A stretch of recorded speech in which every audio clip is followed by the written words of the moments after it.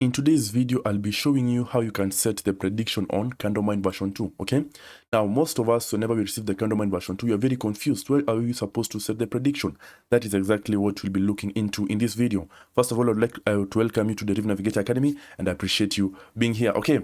So it is very simple actually. So, okay, this is the first look you will see of your CandleMine version 2 once you upload it.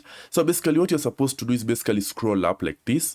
After you scroll up, you come to this part here written number 4. Click on it and drag it apart a bit like this. Just drag it a bit and then scroll down again. Just pull your screen up.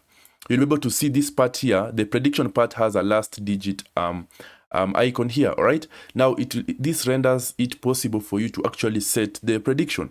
Now, what you're supposed to do is basically click on that last digit, okay? Once you click on it once, again, click on it. Do not release your mouse and drag it up. And from there, now you can be able to set your prediction, okay? Yeah, and that is basically how you set the prediction on your CandleMine version 2. If you feel you have any question about it or any other question, please ensure you comment down in the comment section and I'll be able to answer you. To get this board, please ensure you WhatsApp me. My number is in the description. Apart from that, thank you very much for watching. Keep on trading, keep on pushing. Let us meet in the next one. Cheers.